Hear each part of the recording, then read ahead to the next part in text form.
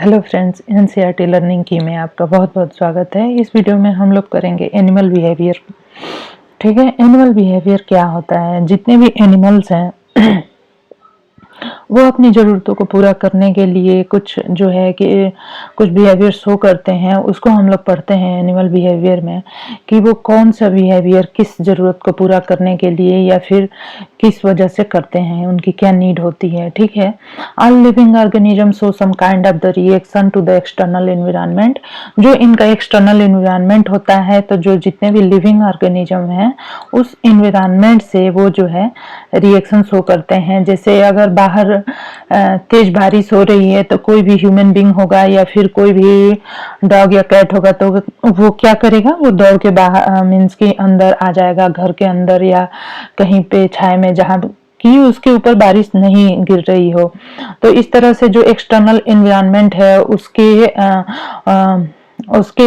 एवज में जो है कि एनिमल जो है कि एक अपना स्टिमुलस, अपना एक रिएक्शन शो करता है। ठीक है, the reaction may be visual और automatic expression in response to stimuli. और वो स्टिमुलाई किस तरह की है उसमें मीन्स की हमें या तो वो रिएक्शन है जो एनिमल का वो विजुअल हो सकता है या फिर ऑटोमेटिक एक्सप्रेशन हो सकता है। कभी कभी दूर से हम उस बिहेवियर को नहीं देख पाते हैं, लेकिन वो रिएक्शन करता है। स्टिमुलाई में भी केमिकल स्टिमुलस जो है कैसे हो सकते हैं, केमिकल हो सकते हैं या फिर फिजिकल और एक्सटर्नल। फिजिकल या एक्सटर्नल में कौन से आते हैं, फिजिकल में जैसे कि सनलाइट हो गया, जब धूप तेज होती है तो हम बाहर जाना पसंद नहीं करते हैं। एक्सटर्नल एनवायरनमेंट, एक्सटर्नल सब्सटेंसेज हो गई या तेज हवा हो गया, ज्यादा कोल्ड हो गई या ज्यादा हीट हो गया या फिर कहीं पे बहुत ज्यादा साउंड हो रही हो। ठीक है, तो जो एक्सटर्नल या फिजिकल में आते हैं सब्सटेंसेज वो है हीट है, लाइट है, रेडिएशन है, साउंड है, टच है एंड ग्रेविटी। ये सारे जो है हमारे एक्सटर्नल एनवायरनमेंट में आते हैं। The experience of organism in response to external environment is called the behaviour. तो बाहरी जो हमारा वातावरण है उसके रिस्पांस में हम जो एक्सप्रेशन करते हैं वही हमारा जो होता है कि बिहेवियर कहलाता है। The study of behaviour is called the ethology. Ethology क्या होता है, बिहेवियर के स्टडी को हम इथोलॉजी कहते हैं। टाइप ऑफ एनिमल बिहेवियर, यहाँ पे हम देखेंगे कि एनिमल जो है किस किस तरह के बिहेवियर शो करते हैं। इसमें से कुछ जो होते हैं इननेट होते हैं, ठीक है, और कुछ जो होते हैं वो लर्नड बिहेवियर होते हैं। इननेट मीन्स की one generation to next generation ये पास होते हैं। This type of behaviour includes inherited mechanism with which animal face the environment. तो हमारे चारों तरफ बाहर से जो कोई भी सिचुएशन आती है तो हम उसको किस तरह से फेस करते हैं, यह जो है इनहेरिटेड मैकेनिज्म है। ठीक है, the innate behaviour is, innate behaviour में क्या क्या आता है, माइग्रेशन आता है। जैसे कि बहुत सारी बर्ड्स हैं, जबकि जो ज्यादा कोल्ड मीन्स की किसी एरिया में ज्यादा कोल्ड होने लगा और वो ज्यादा कोल्ड में नहीं रह सकती, तो कम जहाँ पे टेम्परेचर उनके लिए अच्छा हो, अनुकूल हो, वहां पे वो माइग्रेट कर जाती हैं, वहां पे चली जाती हैं। तो ऐसा नहीं कि उन्हें ऐसा करने के लिए सिखाया जाता है, उनके अंदर वो खुद से होता है, इनबिल्ट होता है। ठीक है, तो माइग्रेशन का जो बिहेवियर है ये क्या है, इननेट बिहेवियर है। लीडरशिप का बिहेवियर भी इननेट है। मेटिंग का बिहेवियर हो गया, डोमिनेंस इटीसी, ये सारे के सारे बिहेवियर जो होते हैं ये इननेट होते हैं। ठीक है, it is a genetic behaviour. ठीक है, इननेट बिहेवियर को हम जेनेटिक भी कहते हैं। So it can be transmitted through generation to generation, और यह इसलिए एक जनरेशन से दूसरे जनरेशन पास होते रहते हैं। नेक्स्ट जो हम पढ़ेंगे वो है लर्नड बिहेवियर। लर्नड बिहेवियर में क्या होता है कि हम अपने वातावरण को देख के कुछ सीखते हैं। This kind of animal behaviour is learn through the course of life cycle. हम अपने जीवन के दौरान जो बिहेवियर सीखते हैं बाहर से देख के, उसे हम लर्न बिहेवियर कहते हैं। एग्जाम्पल इसमें हम क्या देखेंगे, फ्रॉम पास्ट एक्सपीरियंस, पहले के एक्सपीरियंस, हमने अगर कुछ कोई गर्म चीज पी और हमें बहुत ही उससे तकलीफ हुई तो हम क्या करते हैं, उस चीज को बाद में फूक फूक के पीते हैं। तो वैसी ही चीजें हैं कि जब हम पास्ट में कुछ एक्सपीरियंस कर लेते हैं तो फिर नेक्स्ट टाइम उस चीज के लिए हम बहुत ही ज्यादा कॉशियस या तैयार रहते हैं। This kind of animal behaviour is short lived and depends on the memory of organism. इस तरह के बिहेवियर जो होते हैं शॉर्ट लिव्ड होते हैं और ऑर्गेनिज्म के मेमोरी पे डिपेंड करते हैं। यहाँ पे हम देखेंगे रिफ्लेक्स एक्शन। रिफ्लेक्स एक्शन भी क्या है कि एनिमल बिहेवियर में आता है। तो यह क्या होता है कि क्विक या इमीडिएट रिस्पांस होता है। इसमें कोई भी एनिमल जो है उसकी बॉडी में इनबिल्ट रिफ्लेक्स एक्शन होते हैं। बाहरी किसी भी स्टिमुलस के आने के बाद वो जो है सोचता नहीं है, तुरंत रिस्पांस करता है, तो इसको हम रिफ्लेक्स एक्शन कहते हैं। ठीक है, यह ऑटोमेटिक होता है। रिफ्लेक्स एक्शन क्या होते हैं? ऑटोमेटिक होते हैं, इनवॉलंटरी होते हैं।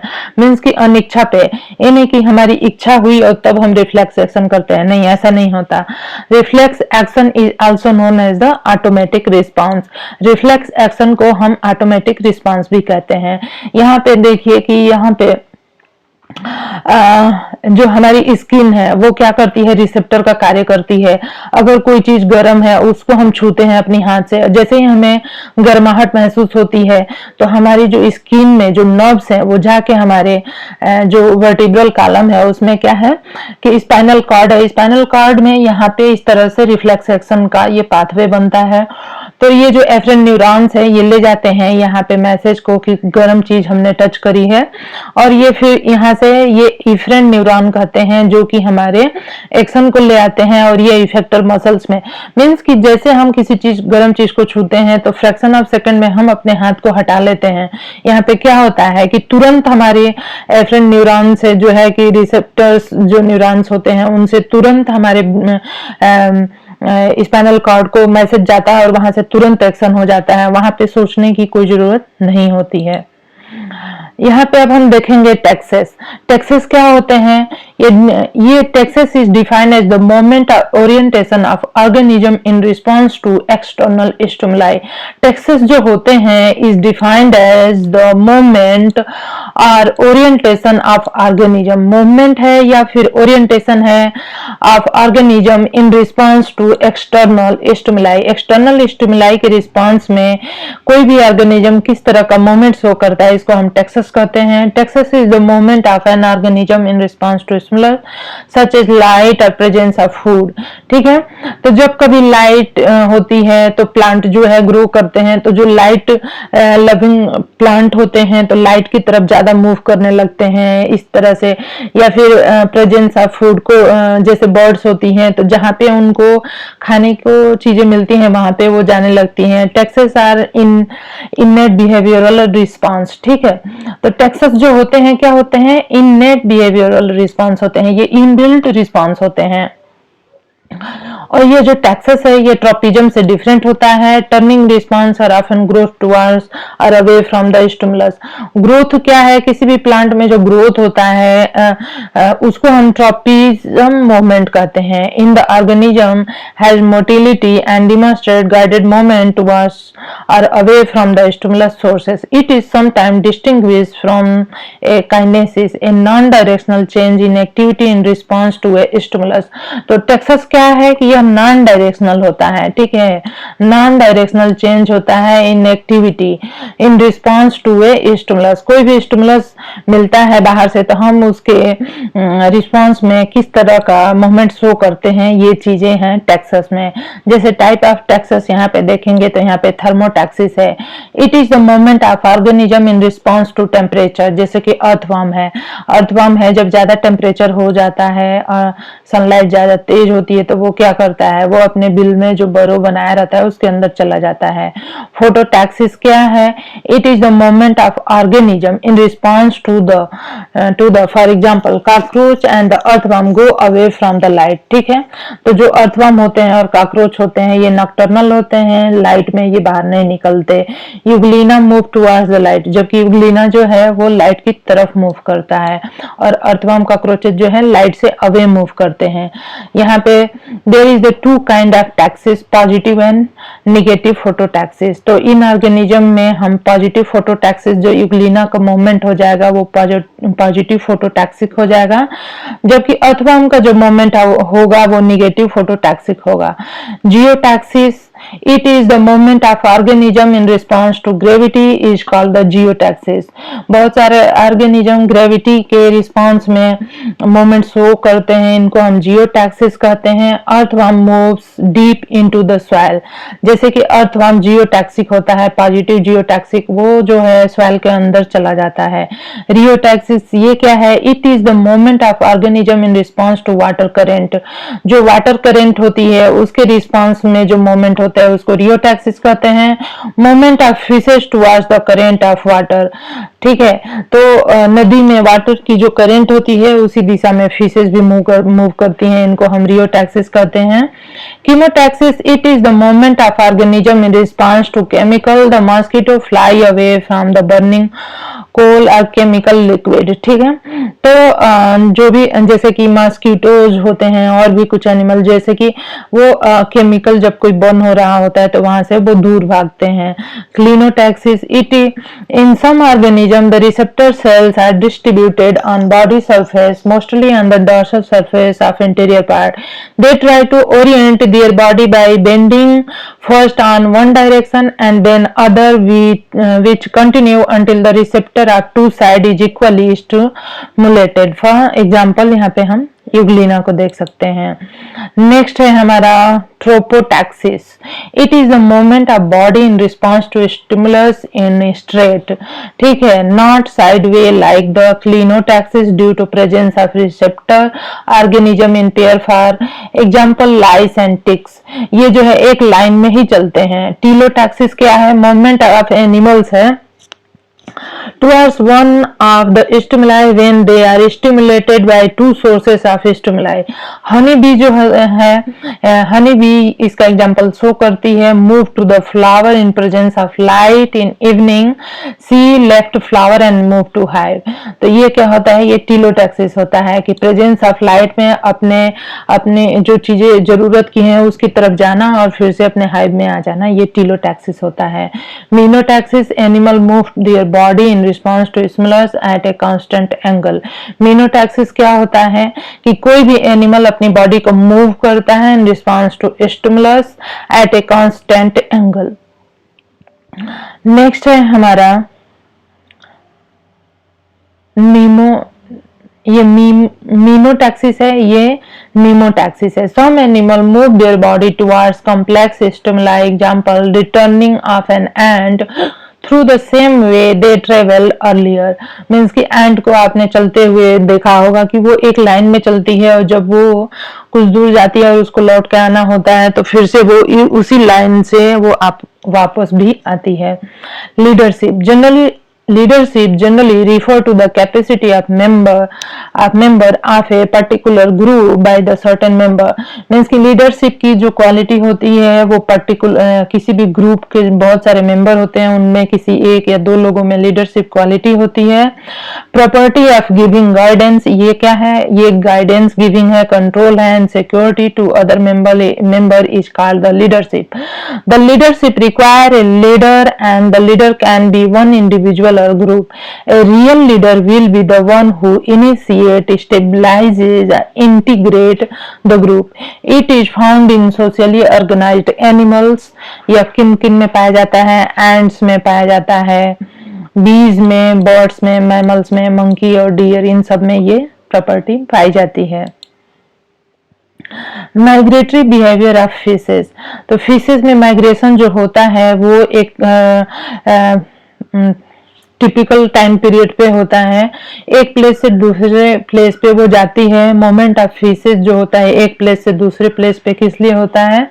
For the food, shelter, breeding और protection is called the migratory behaviour of fishes. तो फिशेस जो है एक प्लेस से दूसरे प्लेस किस लिए जाती है? या तो फूड के लिए, या शेल्टर के लिए, या ब्रीडिंग के लिए, या फिर कभी कभी अपने प्रोटेक्शन के लिए। और मेनली ये जो माइग्रेट करती हैं फिशें, ये रिप्रोडक्शन और फीडिंग के लिए करती हैं। A migratory fish can show drifting movement, fish are carried by water current, random locomotory movement, ठीक है। तो फिश जो है क्या शो करती है? ड्रिफ्टिंग मूवमेंट शो करती है, रैंडम लोकोमोटरी मूवमेंट शो करती है, ओरिएंटेटेड स्विमिंग मूवमेंट और डेंटेंट एंड कंट्रेंटेंट मूवमेंट शो करती है। ठीक है, यहाँ पे हम देखेंगे कि type of migration of fishes, ये जो है कि बहुत पूछता है। तो डायड्रामस, कैटाड्रामस और एनाड्रामस, जो इनका माइग्रेशन होता है उसके बेसिस पे हम फिशेज को डायड्रामस, कैटाड्रामस और एनाड्रामस में डिवाइड करते हैं। These are the truly migratory fishes which migrate from fresh water to sea water and from sea to fresh water, fresh water to sea water, sea water to fresh water, तो इनको डायड्रामस कहते हैं। कैटाड्रामस fishes कौन सी होती हैं? The migration of fishes from fresh water to sea water is from fresh water to sea water is called catadromous migration. This migration is especially, यह जो migration होता है especially for the breeding purpose. During breeding season they move from fresh water to marine water. इसकी example हो जाएगी इंक्विला benghalensis. इंक्विला benghalensis जो है ये कैटाड्रोमस फिशेज की एग्जाम्पल है, और साल्मोनेला जो है वो एनाड्रोमस फिशेज की एग्जाम्पल है। Migration of fishes from sea water to fresh water specially for the breeding purpose is called the anadromous migration.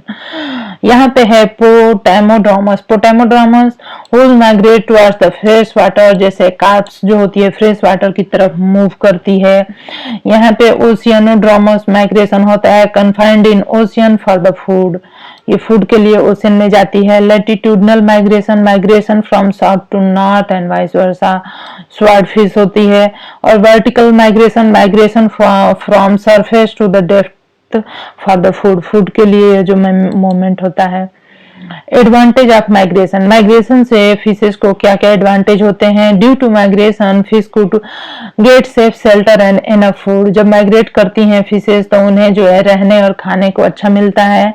Migration ensure करता है better conditioning for the reproduction, के लिए उन्हें अच्छी एनवायरनमेंट मिल जाती है। माइग्रेटरी बिहेवियर ऑफ बर्ड्स, यहाँ पे हम देखेंगे जो बर्ड्स होती हैं उनमें भी माइग्रेटरी बिहेवियर होता है। बर्ड्स जो है एक प्लेस से दूसरे प्लेस जो है फूड के लिए, शेल्टर के लिए, ब्रीडिंग के लिए और प्रोटेक्शन के लिए मूव करती हैं। इनको हम कहते हैं migratory behaviour of bird migrate mainly to survive from the extreme environment, birds जो है मूव करती हैं एक्सट्रीम एनवायरनमेंट से खुद को बचाने के लिए। The species of bird periodic movement between their summer and winter homes, the species of bird जो होती है वो मूवमेंट शो करती है between summer and winter home, summer और विंटर होम में। टाइप ऑफ माइग्रेशन में लैटिट्यूडिनल माइग्रेशन है। Latitudinal migration, the migration of bird from north to south और vice versa is called latitudinal migration. Longitudinal migration क्या होता है? The migration of bird from east to west or vice versa is called longitudinal migration. The altitudinal migration, the migration of bird from higher altitude to lower altitude or vice versa is called the altitudinal migration. ठीक है, some birds passes the summer in the mountain region but return to the lowland in winter. Seasonal migration जो होते हैं migration of bird during the season. Irregular vagrant migration, bird leave their home and disappear in different direction. Mode of flight in migration, जो birds जो है migrate करती है एक जगह से दूसरे जगह, तो उनका जो मूवमेंट होता है या मोड ऑफ फ्लाइट होता है वो भी अलग अलग होता है। जैसे कि डायगोनल, कुछ तो दिन में फ्लाइट करती है, कुछ नाइट में फ्लाई करती है। Some birds fly during day time, तो इसमें जो डे टाइम में जो फ्लाई करती है वो है हॉक्स, ठीक है, blue birds and swallows, and some fly during night, उसमें warbler है, sparrow है। Routes of migration, माइग्रेशन के रूट को हम देखें तो some migratory birds follow definite route and fly away year after year. During flight they make some landmarks such as the mountain और river को, ये लोग जो नेचुरल चीजें हैं माउंटेन और रिवर, इसको ये लैंडमार्क बनाती हैं। स्टार्स और सन को भी some learn their route from their parent, कुछ जो है अपने पेरेंट से इस रूट को सीख जाती हैं। एल्टीट्यूड ऑफ फ्लाइट, कितनी ऊंचाई पे ये फ्लाई करती हैं। The altitude flight of the bird different from species to species, some fly about height of 400 metre to rarely 1000 metre. Speed and duration of flight, the bird normally fly about 6-7 hours a day and fly at the speed of 30 to 80 kilometers per hour. In some suitable places, they take rest for the food. Range of migration, the range of migration mainly depend upon the species of the bird and environmental condition. Causes of migration, birds जो है क्यों migrate करती है, क्योंकि वो अपने environmental conditioning को change करना चाहती है या फिर फूड की कमी हो जाती है, इसलिए वो एक जगह से दूसरी जगह मूव करती है। ड्यू टू मेटाबॉलिक स्टिमुलस भी मूव करती है। फिजियोलॉजिकल चेंजेस जो होते हैं, वातावरण में जो चेंजेस होते हैं, इसलिए भी बर्ड मूव करती है। Due to occurrence of hormone such as the antipituitary hormone and the thyroid hormone. Advantage of migration, migration के एडवांटेज क्या है कि बर्ड को सेफ शेल्टर और इनफ फूड मिल जाता है। Migration insure better conditioning for the living, they can enjoy warmer climate conditioning throughout the whole life. Disadvantage क्या है, some bird lose their way, means कि कभी कभी बर्ड्स अपना रास्ता भूल जाती है। They are also killed by the predator such as hawks during migration. They can be died due to the sudden change in environment.